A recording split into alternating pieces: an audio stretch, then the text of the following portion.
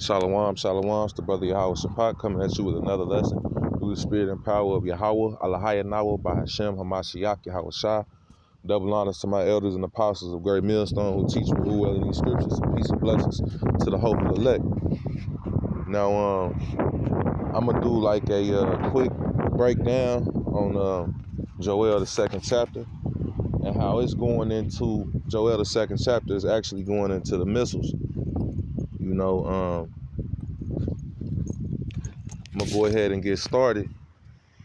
As the men of the Lord got these prophetic visions, they described things that they saw the best way that they could, and the Lord has given us the spirit of understanding to break these prophecies down, so, hey, we actually do know more than our forefathers knew, starting with the apostles, man, and the elders of GMS and the brothers on down, The Lord has given us the spirit to dive deep into these prophecies. This is Joel, the second chapter, and I'm going to start from the top. Blow ye the trumpet in Zion and sound an alarm in my holy mountain. Let all the inhabitants of the land tremble, for the day of the Lord cometh, for it is nigh at hand. And we're definitely in those times. A day of darkness and of gloominess, a day of clouds and of thick darkness.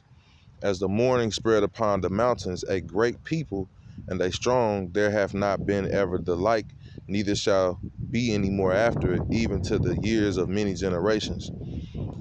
This is describing those millions of chariots, not Salakia, millions of missiles being shot off, and hey, that's if you can receive that, man. This truth ain't meant for everybody to get it in these breakdowns. Even though we're breaking it down, hey, if the Lord ain't dealing with you, man, you're not going to understand. You know what I'm saying? So it says, a fire devoureth before them, and behind them a flame burneth. The land is as the Garden of Eden before them, and behind them a desolate wilderness, and nothing shall escape them. And the land being the Garden of Eden before them just represents, hey, the earth basically before it gets burned. You know what I'm saying? Hey, Babylon the Great, before it gets burned to a crisp, the trees and the flowers and the people and hey, the earth in itself is just, basically it's just giving you a depiction of, hey, before the missiles, everything is normal, and after them is complete and utter chaos and destruction, man.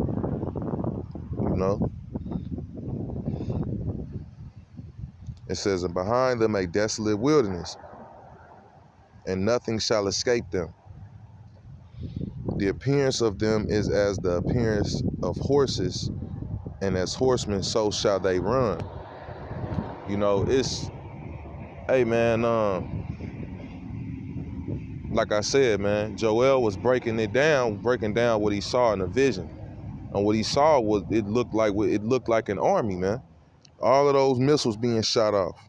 You know what I'm saying? And he described them as horses because, the way that they were leaping through the air. It says, like the noise of chariots on the tops of mountains shall they leap, like the noise of a flame of fire that devoureth the stubble, as a strong people set in battle array. Before their face the people shall be much pained, all faces shall gather blackness. They shall run like mighty men, they shall climb the wall like men of war. They shall march everyone on his ways, and they shall not break their ranks.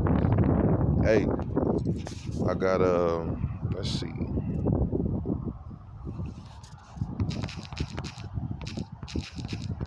Bear with me, Aki and Baba Kashar.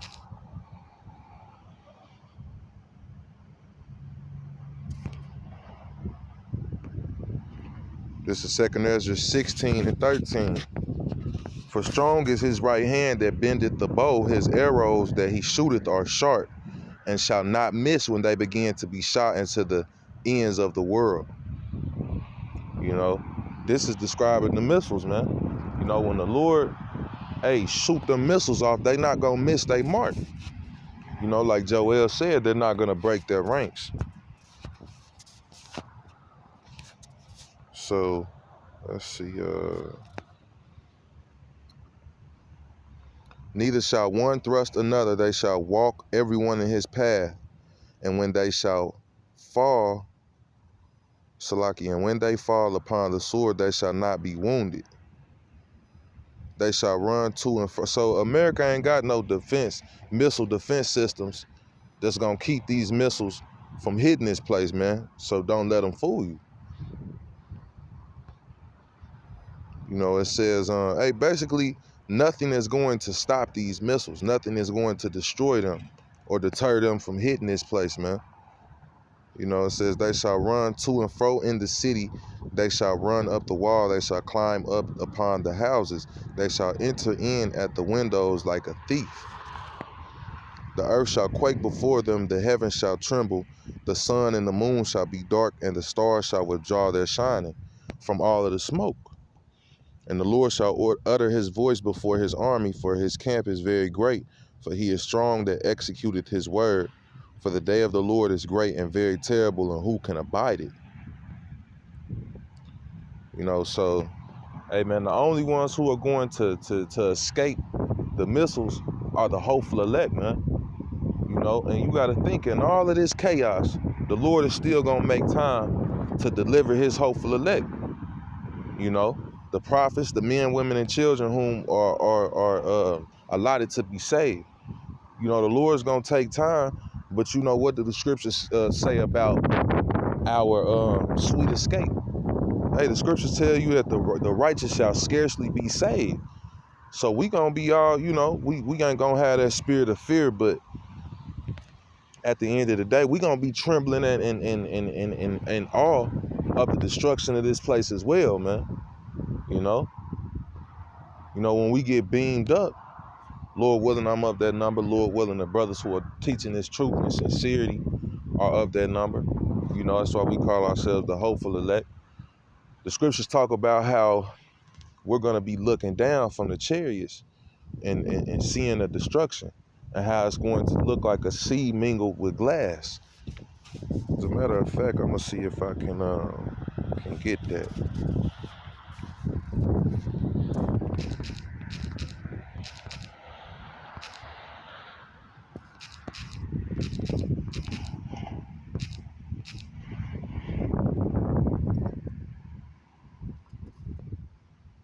This Revelation 15 and 2.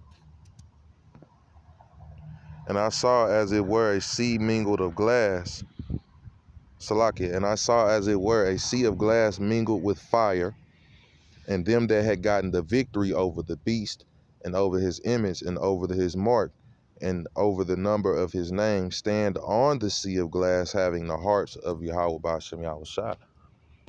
You know, and we gonna be in the chariots, man. Lord willing, we make it on one. You know, looking down at the destruction of this place, like, hey, you know, fuck the 4th of July. I want to see them fireworks. You know what I'm saying? I want to live to see those fireworks. You know, hey, fuck a 4th of July, man. You know, this place was built on our backs, on our blood, sweat, and tears, man. Fuck this place, man. You know, and Jake's so double-minded. Here it is, you niggas act like y'all upset, but y'all ain't really upset enough. Cause if you was in the right spirit, man, hey man, fuck some fireworks. You know what I'm saying? Esau don't even let you pop fireworks except for on his Independence Day. Why shouldn't you be able to pop some fireworks in the celebration of your own, man? You know, you can't have fireworks are pretty much illegal, except for that one time of the year. You know, or unless you at an event and you get a license to pop the fireworks for, you know, Esau gotta have you sign up and ask them to do every goddamn thing, man. You know, you gotta have a license to fish. You know what I'm saying? So these people control everything, dude. You know, and ain't really, this ain't the land of the free. at all. They give you that illusion. But you know, I ain't gonna get too much off topic, man. You know, yeah, but pretty much, you know, going back to Joel the 2nd chapter, you know, that pretty what I read off, that pretty much describes the nuclear missiles. You know what I'm saying? And that's just one description. You know, and I'll probably in another lesson I want to get into how into the stars of heaven falling and into that prophecy. You know, Lord willing, I'll do that tonight. But yeah, man. And then, you know, breaking down these scriptures, man, it just goes to show you that if somebody reads this for face value or at face value, and you know, they don't have somebody to break it down to them, they're gonna get confused. But like I said, man, if you can receive it, Joel the 2nd chapter is about the missiles, you know, and I'm gonna go ahead and close out with that. Lord willing, this was edifying, and until the next one, I say shalom.